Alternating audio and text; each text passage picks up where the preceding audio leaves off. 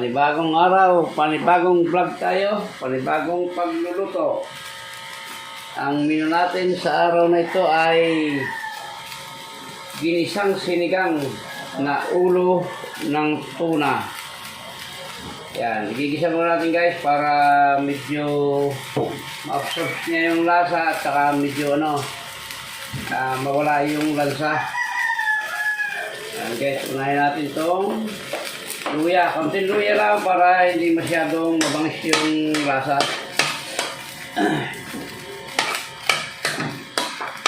Lahat ng apoy mo lang galit-galit.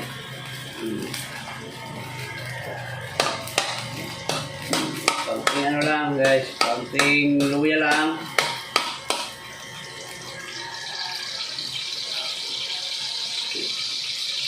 Tapos siyempre, susunod natin ang bawang. Ulayin mo natin ang konti yan.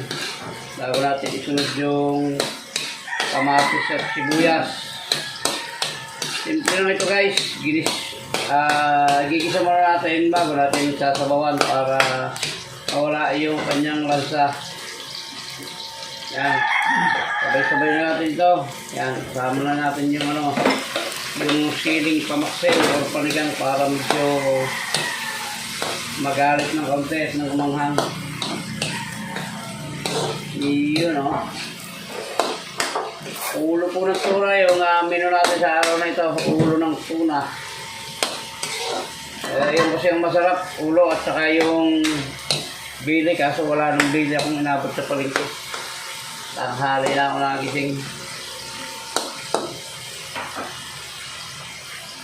Guys, lalagyan na natin yung ulo ng tuna. Yan, mekos-mekos ha. Tingnan nyo naman ang mata. Malaki pa sa mata ng baka.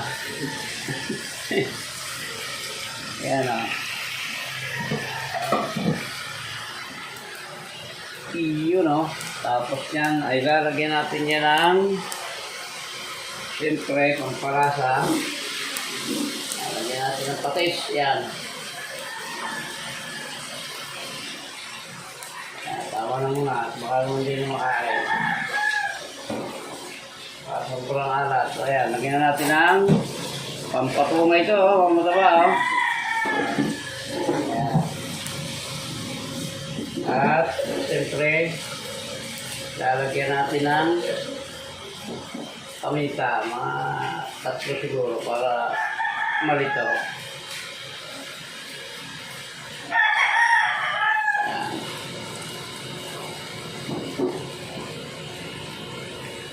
Tagal namang mabuksan paminta nito. Tagal na muna yung dalawa. Baka naman sobra. Kaya tatakpan mo natin guys yan para tumarap sa isda yung lasa bago natin sabawan yan. Hugas bigas ang masarap ditong pangsabaw, kaso gagamitin nila, magkano lang tayo. Yung natural na tubig na lang. Iyon Ayan guys, ano na siya yung tag dito.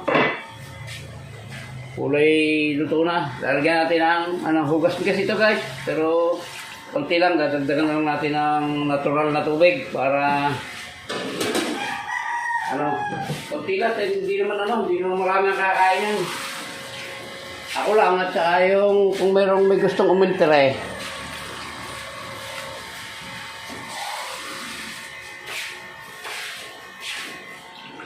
Yan, tama na yan.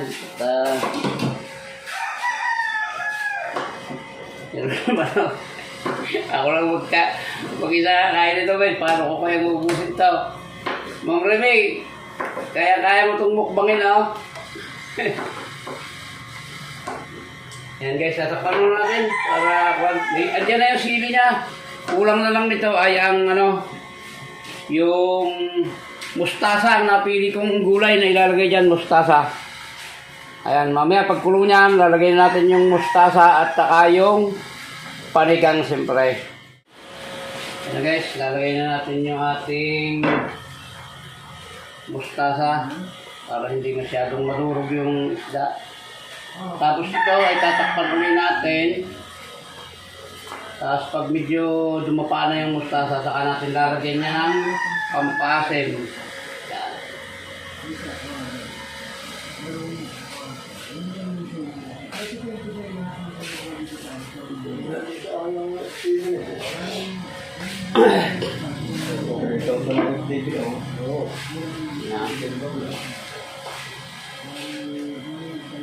Okay.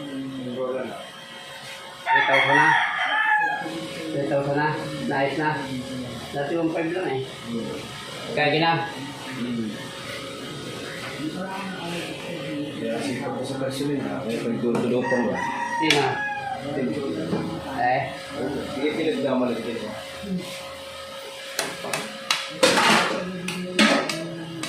Tama lang. Nag-utin nga eh. Nice lang. Nag-utin nga eh. Utin.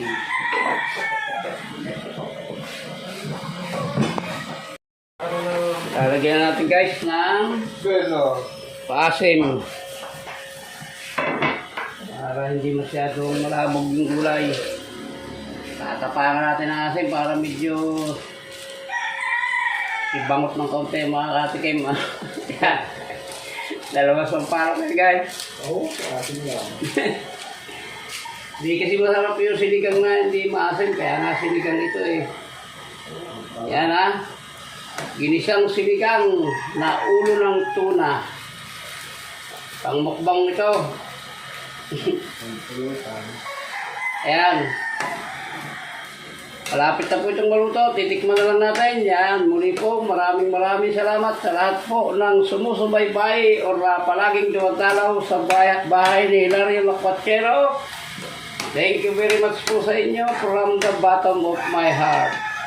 Titikman natin. Ay, okay na.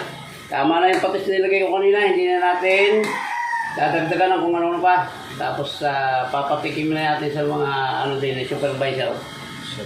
Na. Simple lang yan guys na luto. Pero napakasarap niyan. Ang daming mauubos na kanin dito. Ha? Ayan. Shout out sa Tika-Tikim kay Marvin Marigbas. Ang aking assistant cook.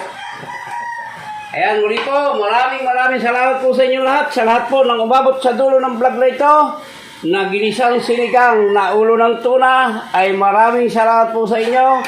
At mabuhay kayo, mabuhay tayo lahat. I love you all. Babay na po, babay na po.